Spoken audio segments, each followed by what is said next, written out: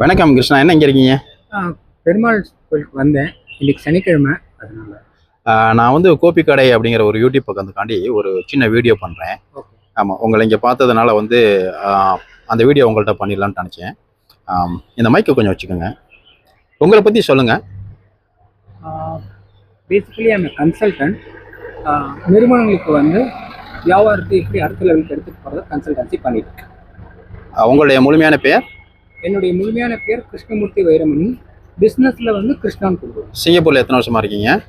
29 வருஷம் 6 மாதம் 4 நாள். உங்களுக்கு புத்தகமெல்லாம் படிக்கக்கூடிய பழக்கம் இருக்குங்களா?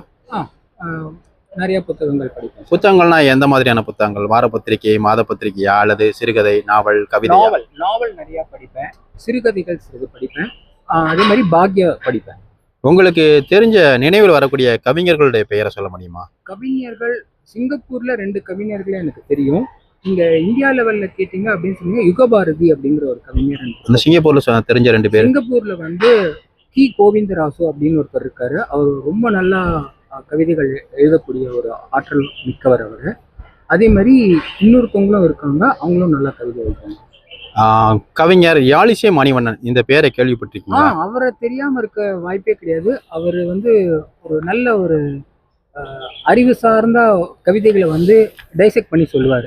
ரொம்ப பிடிக்கும் அவருடைய அறிவுத்தலம் எனக்கு. அவர் ஒரு 5 கவிதை தொகுப்பு வெளியிட்டு இருக்காரு. ஓகே. இதுதான் அந்த புத்தகங்கள். இந்த புத்தகங்களை பாருங்க.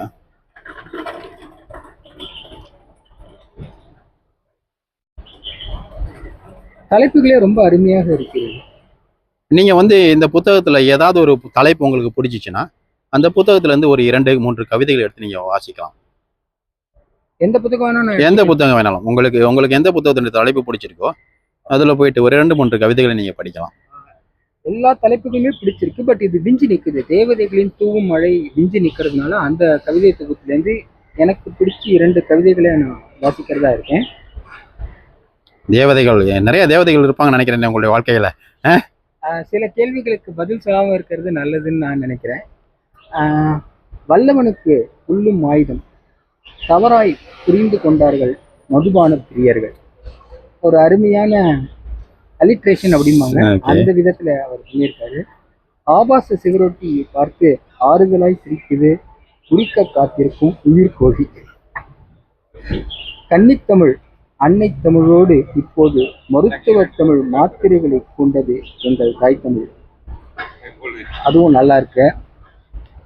காற்று, வெளிச்சம், உணவு, சுகாதாரம் எல்லாம் இருந்தும் உறவுகளை இழந்து முதியோர் இல்லம் நாகரீக உலகின் ஒற்றை ரத்து செய்தால் இன்று வாழும் ஒன்று விவாதம் மற்றொன்று விவாதம். வேற பக்கங்களும் நீங்க வாசிக்கலாம். தேவதைகளின் தூமழை. ஆனா அந்த தேவதைன்னு சொல்லும் பொழுது உங்களுக்குள்ள ஒரு புன்னகை கூடுதலா வருதுங்க. எல்லாருக்குமே அது இருக்குங்க. பேசிக்கலி அது எல்லாருக்குமே இருக்கு. எனக்குன்னு மட்டும் இல்ல, எல்லாருக்குமே அது இருக்கும். அதே மாதிரி நீங்க பெண்கள் கிட்ட கேட்டீங்கன்னா கந்தர்வர்கள் அப்படின்னு கேட்டீங்கன்னா அவங்களுக்கும் ஒரு புன்னகை வரும். அப்படிங்களா? நீங்க ட்ரை பண்ணி பாருங்க. எவ்வளவு நேரம் நீங்க வந்து யாழிசை மணிவண்ணனுடைய கவிதையை படிச்சதுல ரொம்ப மகிழ்ச்சி. நன்றி. வாய்ப்பு கொடுத்ததுக்கு மிக்க நன்றி. நன்றி.